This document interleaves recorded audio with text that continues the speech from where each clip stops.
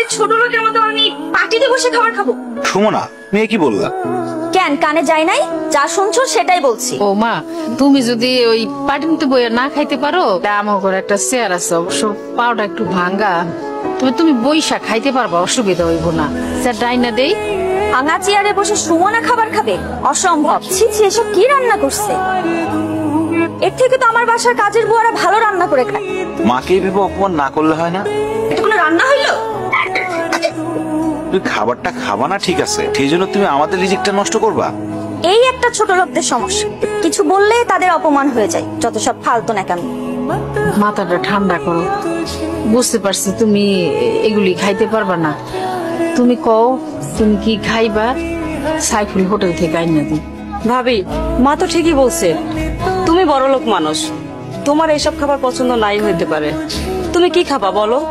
Fried rice আর chicken fry. মা, সেটা তো মেলা দাম। আমি সারাদিনে যে ইনকাম করি তা দিয়ে তো এক প্লেট ফ্রাইড রাইসও হবে না। এই বাসি পচা গন্ধ খাবার তুমি কোথা থেকে এনেছো? ওই যে আমাকে 3 রাস্তার মোড়ে যে দোকানটা আছে না, সুন্দর করে ওই দোকান থেকে আনছি। আমার সামনে নিজে বানাই দিছে। আমি কি ফুটপাতের খাবার খামে? তোর কাছে বড় কোনো চাইনিজ রেস্টুরেন্ট চোখে পড়ে নাই? মানে তোকে বিয়ে করছি বলে কি তুই আমার লেভেলটা ফুটপাতে নামে আনছোস? বউ, তুমি তো জানো আমি একজন গরিব সবজির দোকানদার। সবজি বিক্রি করে যা ইনকাম করি তা তো বড় রেস্টুরেন্ট থেকে খাবার কেনার মতো সামর্থ্য আমার নাই। হারাম জাদা, তাই বলে কি তুই আমাকে ফুটপাত থেকে খাবার এনে খাওয়াবি? ধর, তোর খাবার তুই খা। তুই এরকম কষ্ট করে আর কতদিন পার করবি? তোর তো বউ সম্মানও দেন, আর যা মনে হইতেছে বউরে দেখে মনে হয় না বউ সংসার করবে।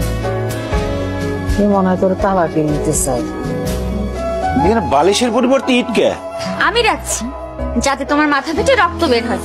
মানে তুমি আমরা খুন করতে চাও? হ্যাঁ করতে চাই, প্রয়োজন পড়লে তাই করব। আমার ডিভোর্স চাই। বউ, ডিভোর্স ছাড়া তুমি যা চাইবা তাই পাবা। প্রয়োজনে আমি প্রতিদিন অনেক বেশি পরিশ্রম করে তোমার জন্য চাইনিজ থেকে খাবার নিয়ে আসবো, ভালো ভালো খাবার নিয়ে আসবো। আমার না কোনো খাবার চাই না, আমার না তোমার থেকে ডিভোর্স চাই। কারণ তোমার মতো সবজি আলার সাথে না আমার চাই না।